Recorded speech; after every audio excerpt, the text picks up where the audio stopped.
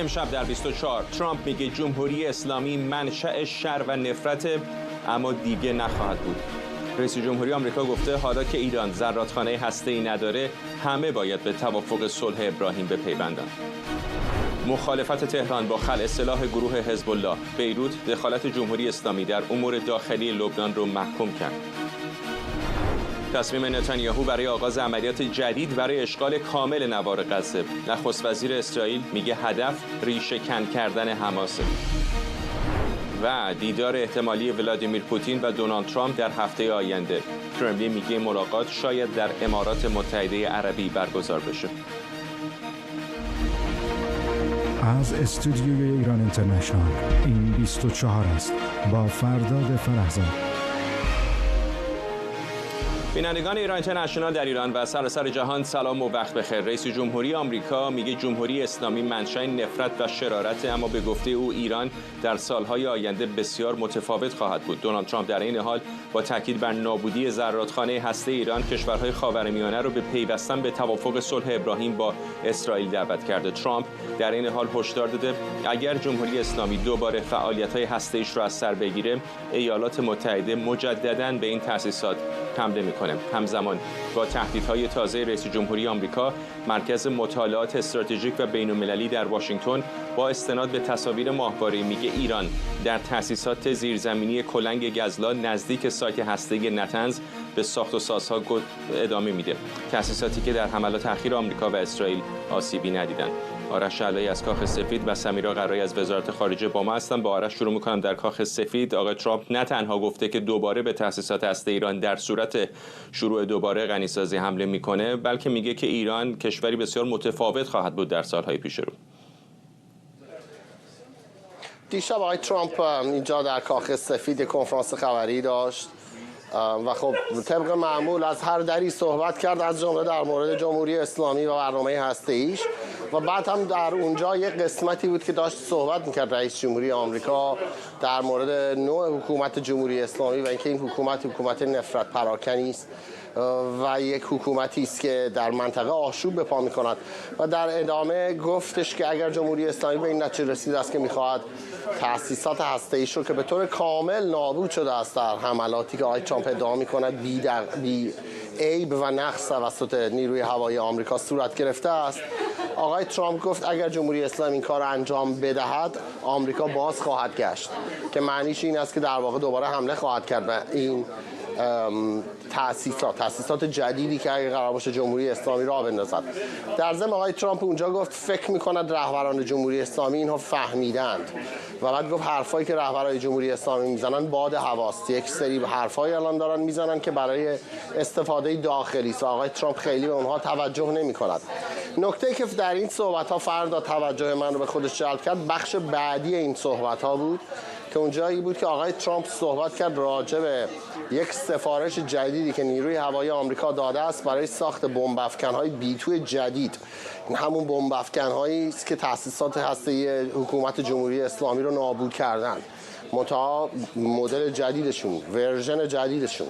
و وقتی داشت رونمایی میکرد از این مدل جدید و ماکتش رو نشون میداد، این نکته‌ای بود که چشم من گرفت. آقای جی دی ونس رو نشون داد و گفت این هواپیماها خیلی کارشون دقیقه، حتی یه آدمی مثل تو که منتقد این داستان بودی رو خاموش کرد. و صحبت‌های آقای ترامپ خیلی ما میشنویم، حرف‌های مختلفی ایشون میزنه، در طول روزی ادعاهای مختلف میکنن، بیشترش نویز هست، بعضی وقتا سیگنال میدهد. این سیگنالی که رئیس جمهوری آمریکا جلوی خبرنگاران به نوعی یک تیکه انداخت به معاون خودش جلوی همه، به اون تعبیر میشود که بخش‌هایی از ماگاک مخالف حمله امریکا به تأسیسات هسته‌ای جمهوری اسلامی بودن. بعضی از خبرنگارانی که دوستان من هم هستن اینجا در کاخ سفید راجبش صحبت میکنن که چرا ایالات متحده باید برود و کار اسرائیل رو انجام بدهد. اون چیزی که اون بخش از جنبش ماگا میگویند.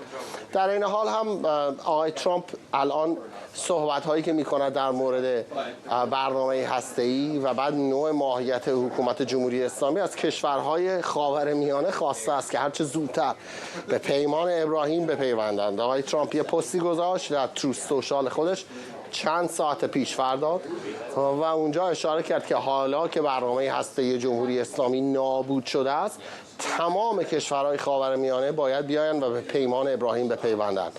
پیمانی بود که خود آقای ترامپ مبتکرش بود در دوره اول ریاست جمهوریش، بین اسرائیل و برخی از کشورهای سنی امضا شد، برخی هاشون عربی و برخی هاشون آفریقایی، و الان آقای ترامپ میگوید که علاقمند است که ببیند تمام کشورهای مسلمان و سنی در منطقه خاورمیانه میآیند و به این طرح میپیوندند. در قالب این طرح هست که آقای ترامپ میگوید جمهوری اسلامی ضعیفتر خواهد شد، ایران در چند سال دیگر تغییر خواهد کرد، به خاطر که رئیس جمهوری آمریکا معتقد است وقتی نیروهای کشورهای عربی و سنی با اسرائیل با هم متحد بشوند و یک پیمان جدید رو حاضرشن زیرش امضا کنند، هر روز جمهوری اسلامی منزوی‌تر خواهد شد و در نهایت باعث تغییر رفتار این رژیم خواهد شد. سمیرا، و این تهدیدهای آقای ترامپ که دوباره ایالات متحده به تأسیسات هسته ایران حمله خواهد کرد اگر این کشور دوباره برنامه‌های هسته‌ایش رو از سر بگیره، همزمان شده با این گزارش در مورد این سایت دیگر هسته‌ای در نزدیکی نتنز، سایت کلنگ گزلا، که گفته میشه در اونجا دوباره ایران داره فعالیت‌هایی رو انجام میده. فرداد، یک گزارش تازه‌ای هست که CSIS بنیاد مطالعات استراتژیک و بین‌الملل منتشر کرده. بخش‌هایی از این گزارش برمیگرده به بررسی تصاویر ماهواره‌ای که ما پیشتر در چندین نوبت از سوی اندیشکده‌های دیگر یا از سوی خبرگزاری‌های دیگر شنیده بودیم. بررسی کرده بودند تصاویر ماهواره‌ای رو که ببینند که این حملاتی که در یک نوبت ایالات متحده انجام داد و در چندین و چند نوبت در جنگ 12 روزه اسرائیل علیه تأسیسات هسته جمهوری اسلامی انجام داد چه کرده. یک برآوردی انجام بدن که چقدر این حملات موفق بوده و این برآورد ماحصل اون چیزی که اینها در تصاویر ماهواره‌ای می‌بینند بسیار اهمیت داره، چرا که مسیر بعدی اگر قرار باشه که حمله‌ای برای زدن تأسیسات هسته جمهوری اسلامی دوباره بخواد انجام بشه، برمیگرده به همین برآورد، برمیگرده به اینکه به رئیس جمهوری آمریکا بگن که تا چه میزان الان جمهوری اسلامی تحمل و توان این رو داره که دوباره بخواد روی زانوهای هسته‌ای خودش بلند بشه. اما این گزارش چه میگه؟ گزارش نگاه مفصلی انداخته به 3 تأسیساتی که ایالات متحده بهشون حمله کرده، مشخصا فوردو هست، نتنز هست و تأسیسات اصفهان. اینکه خرابی‌ها چقدر هست، لپ کلامش رو بخوام بگم در گزارش آمده که به شدت حملات خرابی‌های گسترده به بار آورده در بسیاری از موارد، مثل فوردو، مثل تأسیسات غنیسازی نتنز. خرابی‌ها تقریباً میشه گفت که یا 100% بوده یا بالای 90% بوده و الان بررسی تصاویر ماهواره‌ای به ما نشون میده که جمهوری اسلامی فقط داره ایمن‌سازی میکنه، فقط داره اون مناطق رو، مثلا فوردو رو که میدونیم از دریچه‌های تهویه‌ای هوا زدند، اونجا رو داره اون سوراخ‌ها و اون گودال‌ها رو پر میکنه که خطر ریزش رو بیاره پایین، که فقط بتونه اون منطقه رو به حالت ثبات برسونه، تثبیتش بکنه. به دنبال این نیست که بخواد اونجا احیای انجام بده، به دنبال این نیست که بخواد اونجا غنیسازی انجام بده. اینها نکاتی است که این بنیاد مطالعات بین‌الملل و استراتژیک داره به ما میگن فقط جمهوری اسلامی داره یک مقداری جاده ها رو باز میکنه به این مسیرها، حملات بسیار سهمگین بوده. اما 2 تا نکته داره که یکیش بحث کوه کلنگ گزلاست که بهش اشاره کردی و دیگری یک تأسیسات دیگر هست در شمال شرق مرکز فناوری هسته‌ای اصفهان که ایالات متحده هم اونجا رو زد. اسرائیل هم بارها اونجا نزدیک 20 بار اون منطقه اصفهان رو اینها زدند. تأسیسات بسیار گسترده‌ای رو در اصفهان هم ایالات متحده هم اسرائیل زد. یک تأسیساتی در شمال شرقی مرکز فناوری هسته‌ای اصفهان داره جمهوری اسلامی روش کار میکنه. از سمت آقای گروسی ما میدونیم جمهوری اسلامی تصمیم داشته اونجا غنیسازی رو انجام بده. جمهوری اسلامی در 2 جا فقط غنیسازی رو انجام میده، فوردو و نتنز. آقای گروسی به ما میگه که در شمال شرق اصفهان آمده یک تأسیسات جدیدی دایر کرده که اونجا مورد حمله ایالات متحده قرار گرفته. درش رو مهرموم کرده بودند قبل از اینکه ایالات متحده بخواد اونجا رو بزنه. پس ما داریم راجع به یک تأسیسات سوم غنیسازی صحبت می‌کنیم. یک نکته بسیار مهمه برای بسیاری الان این سواله، آیا اون 400 کیلوگرم اورانیوم غنیسازی شده در جمهوری اسلامی برده اونجا قرار چه اتفاقی بیفته، دارن چه کار میکنند؟ این یک مسئله است که نگرانی میتونه ایجاد بکنه. دیگری کوه کلنگ گزلاست. از سال 2018 راجبش دارن صحبت میکنند. در اعماق بیش از 100 متری زمینه. یعنی ما وقتی راجع به کلنگ غزه صحبت می‌کنیم بسیار عمیق‌تر از فردوست. فردویی که از 2008 ایالات متحده روش متمرکز شده بود، تحقیق کرده بود، بمب برای زدن فردو ساخته بود، GBU 57 رو. این الان از فردو هم عمیق‌تر هست کلنگ غزه. و مسئله اینه که در دو ورودی شرقی و غربیش الان نخاله ساختمانی مشاهده میشه. یعنی جمهوری اسلامی اونجا داره یک اقداماتی انجام میده. پس خلاصه کلام این که تأسیسات هسته‌ای به شدت آسیب دیدند. وقتی عراقچی میگه که ما الان تأسیساتمون بی‌نهایت مورد آسیب قرار گرفته، الان غنی‌سازی انجام نمیدیم، همه اینها درسته، این اتفاقات افتاده. دانشمندان هسته‌ای بخش از این گزارش اشاره میکنه که تا چه میزان تخریب کشتنمون 14 دانشمند هسته‌ای در چه رده‌های اساسی اندازه زدن ساختمان‌های هسته‌ای برای جمهوری اسلامی هزینه داشته و جمهوری اسلامی رو دور کرده از رسیدن به بمب هسته‌ای. این هم در اون گزارش هست. پس اون سه تا تأسیسات و بخش عمده از تأسیسات هسته‌ای جمهوری اسلامی آسیب فراوان دیده، اما در دو تأسیسات همچنان نگرانی وجود داره. کلنگ غزه هست که بسیار عمیقه. جمهوری اسلامی همین الان داره اونجا کار حفاری، کار ساختمانی، کار ساخت و ساز انجام میده. و دیگری یک سایت سومی هست که آقای گروسی اعلام کرده جمهوری اسلامی اونجا داره غنی‌سازی انجام میده. این رو هم بگم چرا آقای گروسی اعلام میکنه. زمانی که جمهوری اسلامی همچنان با آژانس مراوداتی داشت، بخشی از تعهدات جمهوری اسلامی به موجب NPT است که اگر تصمیم داشته باشه یک تأسیسات جدید هسته‌ای دایر بکنه، موظفه که اون رو به آژانس اطلاع بده. پس دانش آقای گروسی از خود جمهوری اسلامی میاد که بهش بیشتر اعلام کرده بودن اونجا می‌خوایم غنی‌سازی رو انجام بدیم. پس همچنان اون سر جاش هست و بحث کلنگ غزه هم این دوتا بسیار جای نگرانی داره. در گزارش آمده 3 عامل الان هست که باعث میشه که آینده رقم بخوره. جمهوری اسلامی تصمیم سیاسی رو خواهد گرفت که دوباره غنی‌سازی انجام بده یا نه. دومیش این که با مذاکرات و دیپلماسی با ایالات متحده چه خواهند کرد و سومی سیاست‌گذاری‌ها در اسرائیل چقدر براشون مهمه که اصلا جمهوری اسلامی با آمریکا وارد مراوده میشه نمیشه، از NPT خارج میشه نمیشه، چقدر اسرائیلی‌ها به این چیزا اهمیت میدند یا نه، آیا در نهایت دست به حمله میزنند یا نه. این سه مسئله است که مسیر پیش رو برای ما فردا روشن خواهد کرد. ممنونم از هر دوی شما. سمیرا قرایی در وزارت خارجه و آرش علایی از داخل کاخ سفید. شهیر شهید ثالث، تحلیلگر روابط بین‌الملل و مسائل ایران، از استودیوی ما در واشنگتن با ما. آقای شهید ثالث، خیلی دشواره که بفهمیم دقیقاً ایران به دنبال چه هست. سیگنال هایی که داره میاد به نظر میرسه که هنوز خودشون رو در موضعی با دست بالا میبینن. گزارش های الان میبینیم که بعضی از تأسیسات هسته‌ای دیگر رو دارن احیا میکنن. آیا به سمت رویارویی داریم میریم؟ و اگر واقعا اینطور هست، خب این قمار بزرگی میتونه برای تهران باشه. چرا حاضرن این رو به جان بخرن؟ ببینید، من یه تاثیر کلی بگم. همونجور که تو این گزارش ها بودش، من خیلی سریع به این مسئله میپردازم. آقای ترامپ گفته اگر اینها برنامه هسته‌ای رو 2 مرتبه آغاز کنن، یعنی الان بحث از غنی‌سازی هم فراتر رفته. ایشون داره میگه برنامه هسته‌ای رو اگر بخوان شروع بکنن ما دوباره حمله خواهیم کردش. از طرف دیگه آقای ترامپ ما میدونیم که خیلی علاقمند تو اون منطقه صلح و آرامش برقرار بشه. دلیل عمدهش، حالا غیر از دعوتی که الان کرده برای پیوستن به پیمان ابراهیم که میخواد تمام کشورهای منطقه با اسرائیل رابطه‌شون رو عادی بکنن، غیر از اون ما میدونیم که اسرائیل اگر آقای ترامپ نبود، در پایان اون جنگ 12 روزه هواپیماهاش حتی عازم ایران بودن که بزنن 2 مرتبه و در اثر هشدار آقای ترامپ اینا برگشتن. در نتیجه ترامپ به شدت از جنگ پرهیز میکنه. مسئله دیگه به نظر من مسئله مکانیزم ماشه هستش اینجا.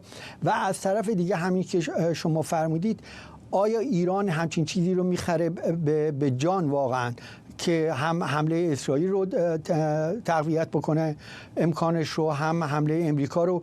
به نظر من در شرایط فعلی جمهوری اسلامی دست به این کار نخواهد زد. جمهوری اسلامی برنامه هسته‌ای رو آغاز نخواهد کرد، چون دلیلی هم نداره این کار رو بکنه و همونجور که شما گفتیم واقعا اینها ضربه اساسی ممکنه بخورن. آیا اسرائیل به تنهایی وارد این کار خواهد شد، وارد حمله به جمهوری اسلامی خواهد شد؟ به نظر من همین هشداری که آقای ترامپ داد و بازگردوندن هواپیما نشون میده که آقای نتانیاهو از به اصطلاح سیاست‌های ترامپ تبعیت میکنه، چیزی نیستش که بخواد سرپیچی بکنه.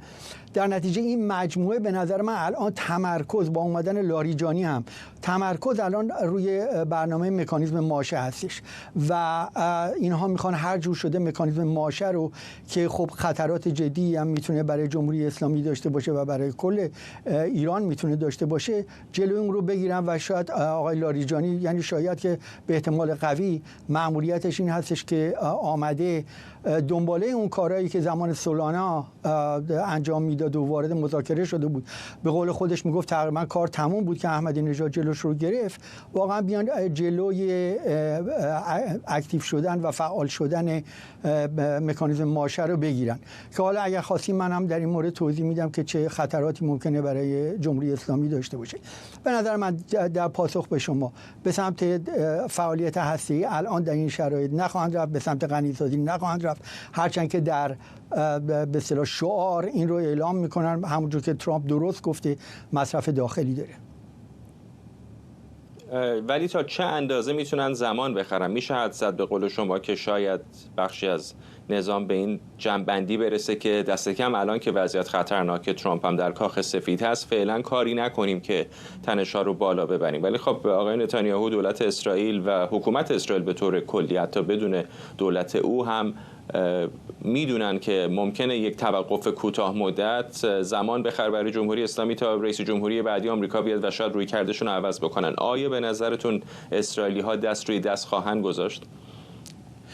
من گفتم تو همون قسمت نتانیاهو و حالا دولتی که الان بر سر کار هستش در اسرائیل اینها بدون تایید ترامپ و بدون تایید امریکا وارد حمله به ایران و وارد جنگ با جمهوری اسلامی نخواهند شد. این قطعیه، برای اینکه اگر میخواستن این کارو بکنن که در پایان اون جنگ 12 روزه خب میرفتن و حملات بیشتری رو میکنن و به نظر من حالا اونجور که خیلی از تحلیلگران هم معتقد هستن رفته بودن برای اینکه سرنگون بکنن این سیستم رو و از هم بپاشوننش، ولی خب ما دیدیم در میانه راه برگردوندن. پس بنابراین در شرایط فعلی به نظر من این که شما میگین چقدر وقت هستش برمیگرده باز به مکانیزم ماشه. 3 هفته دیگه این مکانیزم ماشه رو اروپایی‌ها به اصطلاح فرصت دادن به جمهوری اسلامی که تصمیم گیری بکنه و اگر جمهوری اسلامی تصمیم گیری نکنه و مکانیزم ماشه برگرده به خصوص قطعنامه‌های 1696 و 1929 مشکلات خیلی جدی برای جمهوری اسلامی ایجاد خواهد کرد. از جمله 1696 که این خیلی جالب هستش غنی‌سازی رو برای ایران ممنوع میکنه. یعنی اون کاری که آقای خامنه‌ای 22 ساله میگه حق ما هستش تحت NPT که غنی‌سازی بکنیم نقش بر آب میشه و تمام دنیا یعنی تمام نهادهای بین‌المللی و حتی کشورها موظف هستن که جلوی غنی‌سازی ایران رو بگیرن و من مطمئنم تو این شرایط روسیه و چین هم به جمهوری اسلامی پیغام دادن که اگر مکانیزم ماشه فعال بشه و جلوی غنی‌سازی شما رو بگیره دیگه هیچ جای امیدی نیستش برای اینکه شما بتونید غنی‌سازی و برنامه هسته‌ایتون رو آغاز بکنید. بنابراین وقت اینجوری که حالا اروپایی‌ها اعلام کردن تا آخر آگوست هستش، تا 3 هفته دیگه است، ولی من حالا محاسباتی که کردم با توجه به این که مکانیزم ماشه بین 5 روز تا 50 روز فرصت دارن اینا که فعالش بکنن، یعنی مینیمم 5 روز ماکسیمم 50 روز. من فکر میکنم حتی ممکنه تا حدود اواسط سپتامبر هم بتونن این مسئله رو به اصطلاح کش بدن و ادامه بدن. ولی اون باز برگردم به پاسخ به سوال شما، وقت برای جمهوری اسلامی حد اکثر یه چیزی در حدود 1 ماه هستش تا مکانیزم ماشه فعال بشه. ممنونم از شما. شهیر شهید سالس، تحلیلگر روابط بین‌الملل و مسائل ایران از استودیوی دیگر ما در واشنگتن.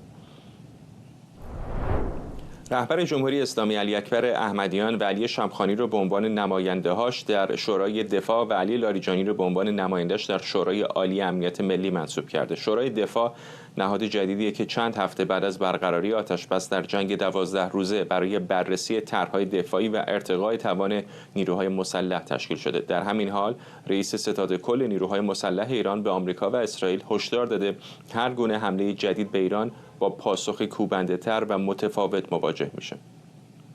ما توان پاسخ در لحظه را داریم و از هیچ کس برای دفاع از حقمان اجازه نمیگیریم. ما اهل مقاومتیم. این باور ریشه دار و در هویت ما بنیان دارد. خانه های ما خط مقدم نبرد است و هر خانواده ایرانی یک سنگر در مقابل تهاجم دشمن. فرزین ندیمی، پژوهشگر ارشد امور دفاعی و امنیتی در مؤسسه واشنگتن از همین شهر با ما. آقای ندیمی، آیا اینها فقط رجزخوانی است یا واقعا چیزی در چنته دارن اگر رویارویی دوباره ای صورت بگیره؟ تا یه حد زیادی رجزخوانی هستش، چون خودشون میدونن که آسمان ایران همچنان در دست نیروی هوایی اسرائیل هست و هر زمانی که اسرائیل اراده بکنه میتونه حملات هوایی و بمباران‌های گسترده رو دوباره در هر نقطه‌ای از ایران که مایل باشه انجام بده. اینو به خوبی میدونن فرماندهان نظامی و رهبران سیاسی ایران، ولی امیدوار هستند که با آنچه که از توان موشکی ایران، موشک‌های دوربرد ایران باقی مانده، بتونن همچنان که بتونن بالاخره یک نوع بازدارندگی به وجود بیارن که اسرائیل با توجه به تجربه هم نصف نیمه‌ای که داشت در جنگ 12 روزه از حملات مجدد به ایران خودداری بکنه. ولی من فکر نمی‌کنم که از این بابت اسرائیل، هرچند که ضربات موشکی ایران قابل توجه بود در 12 روزه، ولی اونطور نبود که بازدارندگی برای اسرائیل به وجود بیاره و اگر اسرائیل تصمیم بگیره که دوباره حملات هوایی رو به اهداف مهمی در ایران اثر بگیره، فکر خواهد کرد برای وارد آوردن فشار دوباره بر برنامه موشکی، پایگاه موشکی و لانچرهای موشکی ایران و سعی خواهد کرد که در حقیقت اون هوم فرانتش یا اون جبهه خانگی خودش رو برای مقابله با موشک‌های ایران آماده بکنه و مطمئن هستش که از این بابت میتونه در مقابل ضربات موشکی ایران برای مدت قابل توجهی دوام بیاره. در بازی بین دولت‌ها بالاخره هر قماری هم طبیعتاً باید یک منطقی پشتش باشه دیگه. به باور شما چه هست؟ چه منطقی پشت این قماری هست که الان جمهوری اسلامی داره به جان میخره؟ از پافشاری بر ادامه برنامه هسته‌ای یا غنی‌سازیش گرفته تا تهدید اسرائیل و آمریکا. خب به هر حال یک مسئله مشخصی هست، یک هدفی حکومت اسلامی داشته از اوایل انقلاب و به نظر من خیلی سعی کرده که به صورت مطمئن به سمت اون هدفش پیش بره به روش‌های مختلف. حالا یک زمانی ممکنه که از روش‌های نظامی استفاده کنه، از نیروهای غیر مستقیم، از نیروهای منطقه‌ای خودش استفاده بکنه، یا اگر لازم باشه از نیروی نظامی مستقیم این کار رو بتونه استفاده بکنه.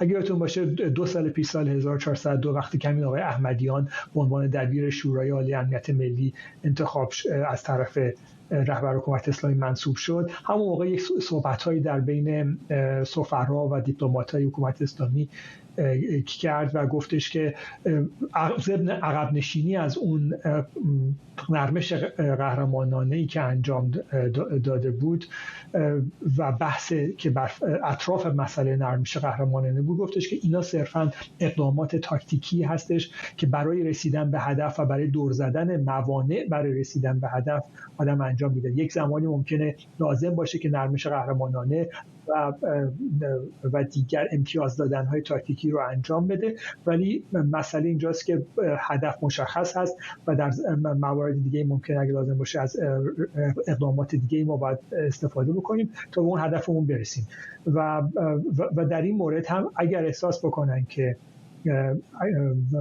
این توان یا مطمئن باشن که توان نظامی رو در اختیار دارن که بتونن در مقابل اسرائیل بتونن به نوعی اقدام نظامی یا واکنش نظامی انجام بدن، طبیعتاً از این امکاناتشون استفاده خواهند کرد. تا حدی میشه گفت پس از یک مدتی که در گیجی به سر می‌بردن رهبران و فرمانده نظامی، پس از یک سری تحلیل‌هایی که درست و غلط در کنار هم قرار دادن، به این نتیجه رسیدن که نه، مثل این که واقعا این جنگ ما شکست کامل هم نخوردیم و یک جنبه‌های قوی داشتیم و میتونیم روی اون جنبه‌های قوی بیشتر کار بکنیم و در صورت لزوم دوباره از اونها استفاده بکنیم. اگر اسرائیل به ایران حمله بکنه، مجددا حملات هوایی انجام بده، احتمالاً گفتن که ما اقدام بسیار سخت‌تری انجام بدیم و واکنش پشیمان کننده انجام خواهیم داد. کاملا به نظر من اینها لفاظی هستش، ولی احتمالاً از امکاناتی مثل فشار آوردن بر کشتیرانی در منطقه خلیج فارس و تنگه هرمز همچنان یک برگی هستش که استفاده نکردن در جنگ 12 روزه و این میتونه روی قیمت نفت و مستقیم روی سیاست‌های کاخ سفید تاثیرگذار باشه و همینطور هم استفاده از برخی موشک‌های دوربردی که میتونه از پدافند موشکی آمریکا و اسرائیل رو در منطقه زیر فشار قرار بده، مثل موشک خرمشهر 4 استفاده نشد و میتونن از این موشک‌ها استفاده بکنن، ولی تعداد موشک‌ها کمتر هستش و اگر بخواد که اقدام اینطوری که تهدید کردن واکنش سخت نظامی انجام بدن به حملات هوایی احتمالی آینده اسرائیل، این اقدام رو باید سعی بکنن که در یک زمان کوتاه انجام بدن، چون خودشون هم میدونن که در دراز مدت توانایی مقابله با توان نظامی مشترک اسرائیل و ایالات متحده رو ندارن. ممنونم از شما. فرزین ندیمی، پژوهشگر ارشد امور دفاعی و امنیتی در مؤسسه واشنگتن از همین شهر با ما. بیروت صحبت‌های وزیر خارجه ایران در مخالفت با خلع سلاح حزب الله رو محکوم کرده و اون رو دخالت در امور داخلی این کشور دونسته. عباس عراقچی گفته حزب الله در برابر خلع سلاح مقاومت میکنه، اما تهران در تصمیم گیری های این گروه دخالت نخواهد کرد. نخست وزیر لبنان گفته تا پایان سال میلادی تسلیحات باید در انحصار دولت باشه و ارتش طرحی برای این منظور ارائه میکنه. در همین حال معاون هماهنگ کننده نیروی قدس سپاه پاسداران گفته خلع سلاح لبنان رو طرحی شکست خورده توصیف میکنه. ایرج مسجدی گفته نیروهای مقاومت همواره مجهز میمونن.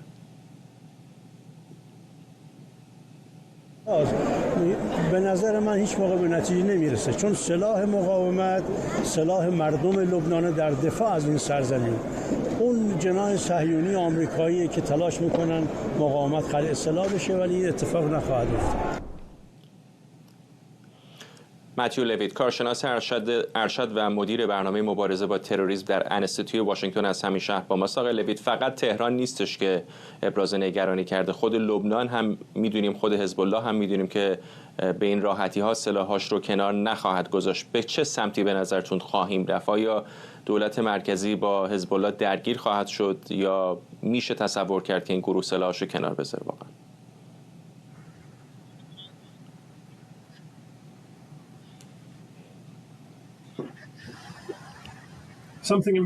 یه چیز بینابینی. حزب الله طبیعتاً الان در موضع خیلی دشواری قرار داره و نمیخواد که یک جنگی رو با دولت لبنان شروع کنه.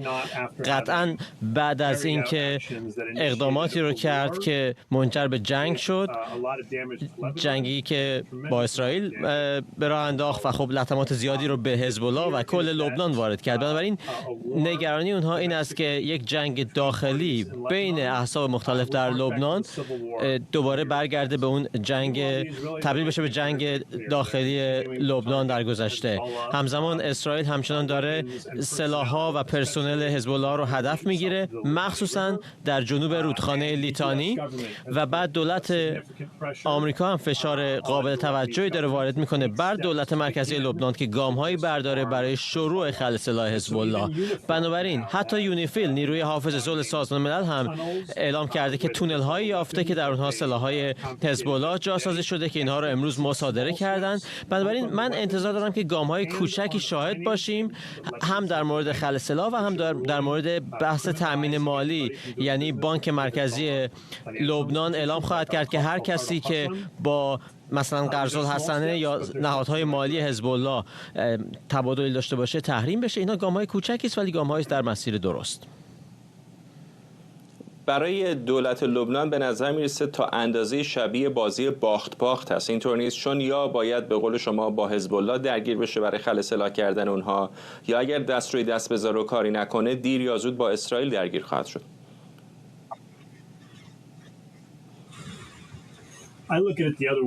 من از این منظر بهش نگاه میکنم که برده، برای اینکه این دولت لبنان تلاش نمیکنه که انحصار استفاده از قوه قهریه رو داشته باشه که لطفی به اسرائیل کرده باشه.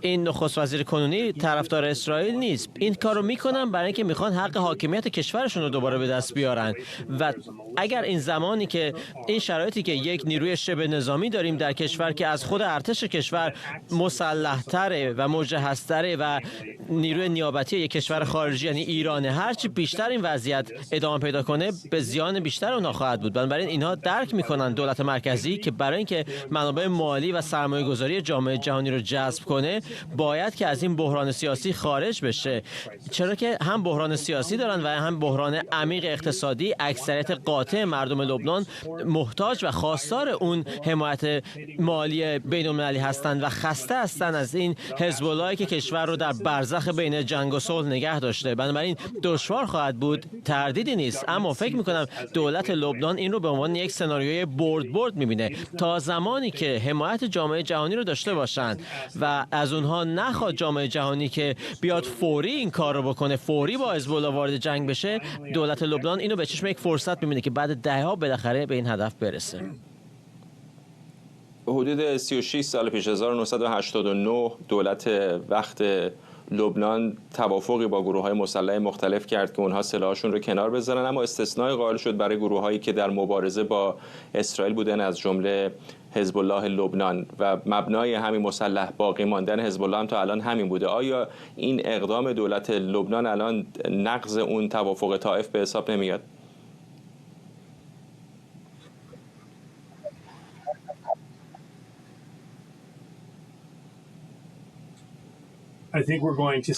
فکر میکنم که در هر صورتی یک چیز جدیدی، توافق جدیدی جایگزین اون توافق طائف خواهد شد. یعنی این ایده که یک دولتی باشه از یک طرف، بعد یک نیروی مقاومتی باشه در طرف دیگر و فقط نیروی مقاومت میتونه از کشور دفاع کنه، طبیعتا دیگه صحت نداره، برای اینکه الان این بار این مقاومت بوده که جنگو وارد کشور کرده، به لبنان تحمیل کرده. نیروهای لبنانی الان از حمایت بین‌المللی برخوردارن، توانایی دفاع از مرز کشورشون رو دارن، قادر هستند که کنترل کشور رو به دست بگیرن. بنابراین توافق طائف دیگه موضوعیت نداره در شرایط کنونی.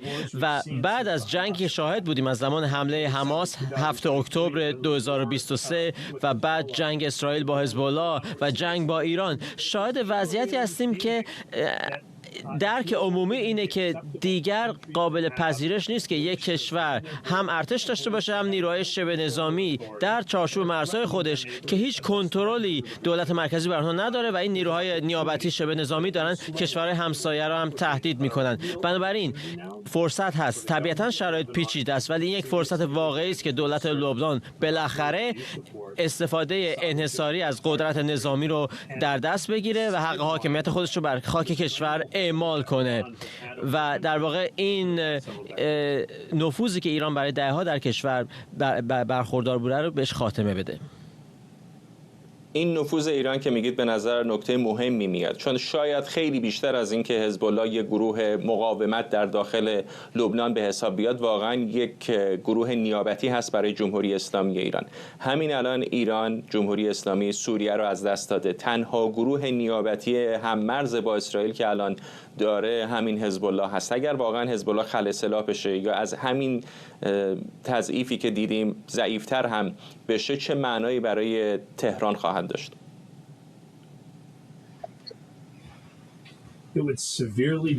به شدت نفوذ تهران، قابلیت تهران رو برای اعمال قدرت در فرای مرزهای خودش تضعیف خواهد کرد، برای صادر کردن انقلابش و برای اینکه بخواد در کشورهای دیگر که ازشون خوشش نمیاد شرارت کنه. حماس دیگه اون چیزی نیست که بود، حزب الله اون چیزی نیست که بود، رژیم اسد دیگه وجود نداره و بنابراین این باعث شده که محموله‌های سلاح از ایران به حزب الله نتونن برسن و خود ایران هم بسیار به واسطه جنگ 12 روزه تضعیف شده. رهبران شمار زیادی از رهبران سپاه کشته شدن، مقام‌های ارشد کشته شدن. کسانی که مسئول این روابط تهران با گروه‌های تروریستی در منطقه بودند، مسئول فعالیت‌های برون مرزی ایران بودند، هدف گرفتن دگراندیشان و مخالفان در اروپا و آمریکا، هدف گرفتن یهودیان و اسرائیلی‌ها، حتی هدف گرفتن پرزیدنت ترامپ. اینها کسانی بودند که کشته شدند در جنگ 12 روزه و بنابراین هیچ کدوم این نهادها قدرت گذشته خودشون ندارند. طبیعتاً که عصبانی خواهند بود و تلاش خواهند کرد که کارهایی در خارج صورت بدن و همه ما باید آماده اون سناریو باشیم. اما دلیل اینکه میخوان این حملات جدید رو برنامه‌ریزی کنن اینه که در موضع ضعف قرار گرفتن.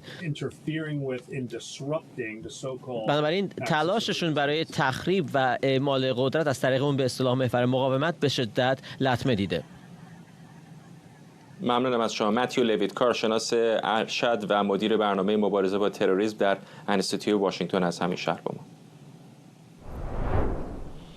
نخست وزیر اسرائیل ساعتی پیش به فاکس نیوز گفت ارتش این کشور عملیات جدیدی رو برای تصرف کامل نوار غزه آغاز میکنه. بنیامین نتانیاهو گفته هدف اسرائیل کنترل امنیتی غزه و واگذاری اداره اون به نیروهای عربی، نه حفظ مالکیت اون. اکسیوس میگه عملیات جدید احتمالاً ماه‌ها طول میکشه و حدود 1 میلیون غیرنظامی فلسطینی رو آواره خواهد کرد. به گزارش اکسیوس دونالد ترامپ تصمیم گرفته در این موضوع مداخله نکنه. شکریا برادوس، پژوهشگر امنیت بین‌الملل و سیاست خارجی از واشنگتن با ماست. خانم برادوس، زمانی قبل از 2006 هم اسرائیلی‌ها کنترل کامل غزه رو در دست داشتن و موقع حتی به شکل دیفکتو بخش از خاک خودشون هم حساب می‌کنن. این بار چه اتفاقی به نظرتون خواهد افتاد؟ آیا مقدمه‌ای برای الحاق غزه به اسرائیل خواهد بود یا واقعا اونطور که نخست وزیر ادعا می‌کنه می‌خواد کنترل او رو بده به نیروهای عرب؟ واقعا به خاطر اینکه اولین برنامه‌ای که نتانیاهو داشت در شروع جنگ غزه، خب سه هدفی که داشت، آزادی گروگان‌ها، اینکه غزه یه تهدیدی برای اسرائیل نباشه و حماس را نابود کنه، فعلا به اهدافش نرسیده و اینکه در مورد این بارها صحبت شد و بحث بود که هدف نهایی نتانیاهو در غزه چیه؟ آیا میخواد غزه را قسمتی از به اسرائیل ملحق کنه و این قسمت رو اشغال کنه و این هدف واضح نبود و تمام اون بحثایی که در دولت نتانیاهو بود این بود که می‌خواستن خب همونطور که گفتم این سه هدف رو بهش برسن. الان که موضوع جدیدی پیش اومده که میگه میخوام از نظامی کاملا کنترل کنم، به خاطر چند تا موضوع، هم در داخل اسرائیل هم در خارج از در منطقه برای اسرائیل سخته که بگه میخوام کاملا کنترل شو و اداره غزه رو در دست بگیرم.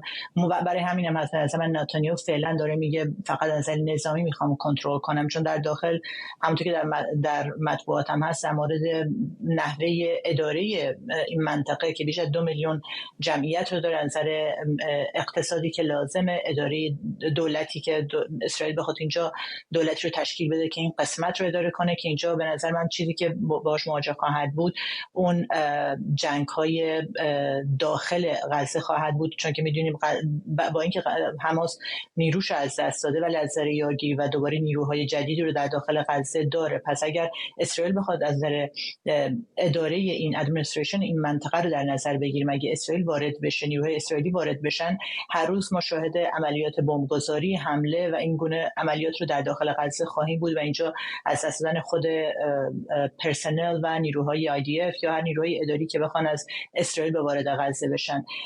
برای همین هم هست در داخل اسرائیل مخالفت‌های زیادی در مقابل این برنامه نتانیاهو هست. در مقابل منطقه خب کشورهای عربی دیدیم که هفته گذشته برای اولین بار بار اومدن گفتن که حماس رو محکوم کردن. از کشوری مثل قطر انتظار نمیرفت که با هر 21 کشور عربی همراه بشه. دیدیم که همراه شدن و 22 کشور عربی از حماس خواستن که سلاح خودشون زمین بذارن و حماس رو محکوم کردن.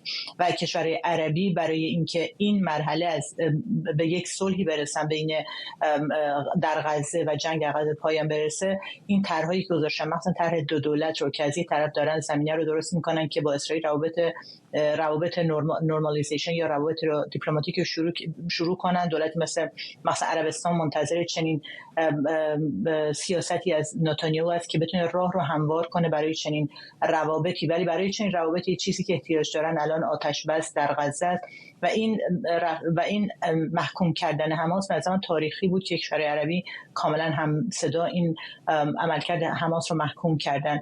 و با توجه به این سیاستی که الان کشورهای عربی دارن نمیتونن قبول کنن که در غزه به کنترل اسرائیل در بیاد. هم برای خود این کشورها چیزی که الان مثلا اگر نمونهشو بگیم چرا کشورها در سیاستشون در غزه خیلی محتاطانه رفتار میکنن، میتونیم نمونهشو همون قبول نکردن مردم غزه که بیان به این کشورها سکان داده بشن، مخصوصا مصر که بهشون قبول نمیکنه چون که این رو در همکاری با اسرائیل میبینن. برای همین هم هست از نظر منطقی نمیتونه این رو قبول کنه. کشورهای عربی روابط بین کشور عربی و اسرائیل رو بدتر خواهد کرد و اینجا اون برنامه‌ای رو که از منطقه خارج بشیم بریم زوم اوت نگاه کنیم برای دولت ترامپ هم، با اینکه ترامپ الان میگه خب چیزی که آخرین مصاحبه‌ای که سفیر آمریکا در اسرائیل داشته و صحبتایی که مقامات آمریکایی میکنن میگن تصمیم با خود اسرائیل، اونا باید تصمیم بگیرن، ما بهشون نمیگیم چه تصمیم بگیرن. ولی این تصمیمی که ترامپ هم بخواد پشت نتانیاهو بیسته و در این تصمیم نتانیاهو همراهی کنه در روابطش با کشورهای عربی و هدفی که ترامپ داره که الان میگه تمام کشورهای خاورمیانه باید به پیمان ابراهیم بپیوندن، برای این هم مشکل ساز خواهد بود. در نتیجه این چنین تصمیمی که نتانیاهو میگیره برای اینکه کنترل کنه به نظر من اینجا دچار مشکل خواهد شد. نتیجه این که خیلی سخته که بخواد به این سیاست رو ادامه بده یا این پلن برنامه‌اش رو بخاطر اجرا کنه. ولی رها کردنش هم خانم برادوس کم هزینه نخواهد بود برای آقای نتانیاهو. اینطور نیست؟ یعنی اینقدر هزینه سیاسی و روابط عمومی و اعتباری برای اسرائیل پرداخت کرده در این نزدیک به 2 سال و الان اگر وسط این کار بخواد این باریکه رو رها بکنه، طبیعتاً حماس اعلام پیروزی میکنه، بخشی از گروگان‌ها هنوز اونجا هستن و میشه تصور کرد که حالا دوباره 6 ماه بعد، 1 سال بعد، 2 سال بعد یا حماس یا جهاد اسلامی یا گروه‌های افراطی دیگر دوباره اقدامات مشابهی علیه اسرائیل خواهند کرد. درسته، به خاطر اینکه روز اولی هم که جنگ غزه شروع شد تحلیل ما این بود که این باریکه و این جنگیه که با یک گروهی که داره شروع شده، گروه تروریستیه و عملکردی که حماس داشته از بعد از اینکه اسرائیل خارج شده از غزه قدرت رو داشت که یک شبه کشور، یک دولت مستقل و خوب رو در غزه داشته باشه. ولی خب تونل هایی رو که درست کردن، آماده کاری که کردن، حمله‌ای که 7 اکتبر انجام دادن، اون مسیر رو که باید میرفتن نرفتن، مسیر مخالفش رو رفتن و مردم غزه رو دچار این مشکل کردن برای جنگی که اسرائیل در غزه شروع کرده. چون که متفاوت از جنگ‌هایی بوده که کشورهای دیگه علیه گروه‌های تروریستی شروع می‌کردن، گروهی که در کنترل، در قدرت بوده، یعنی حاکمیت غزه رو داشته.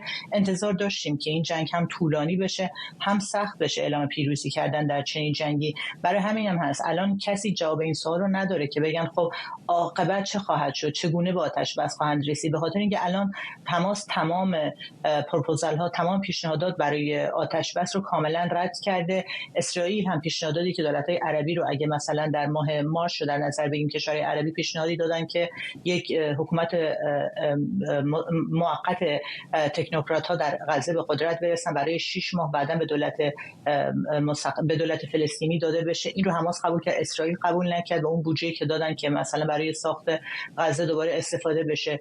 یا پیشنهاداتی که حتی ترامپ یا اولتیماتومایی که ترامپ به حماس داد برای اینکه تسلیم بشه یا آتش بس رو قبول کنه. آخرین دیدارهای نماینده ترامپ در خاورمیانه نشستایی داشتن. یعنی تا الان که داریم صحبت میکنیم تقریبا هیچ آینده روشنی برای این جنگ چه در پیروز چه در شکستش نداریم. ولی چیزی که میدونیم اینه که حماس میتونه هنوز هم اگر در قدرت هم نباشه، قدرت غزه هم به یک نیروهای عربی بدن یا هر نیروی دیگه به جز حماس وارد این قسمت قسمت غزه بشه، مطمئنا باز هم ما شاهد درگیری‌های چریکی خواهیم بود در داخل غزه و اینجاست که آینده مبهمی برای مردم غزه جلوی چشم ما هست. حالا اینکه جایی مثل سومالیلند میگه من حاضرم مردم غزه رو قبول کنم در اینجا سکان بدم، با شرط اینکه سومالیلند که قسمتی از سومالیه رو به عنوان یک کشور مستقل قبول کنیم، این دیگه داستان رو به جای دیگری میبره. ممنونم از شما. شکریا برادوس، پژوهشگر امنیت بین‌الملل و سیاست خارجی از واشنگتن دی سی با ما، و عذرخواهی می‌کنم که فرصت نشد در مورد دیدار احتمالی ولادیمیر پوتین و دونالد ترامپ در هفته آینده صحبت بیشتری بکنیم. این برنامه رو کمی دیرتر میتونید دوباره در یوتیوب ایران اینترنشنال ببینید.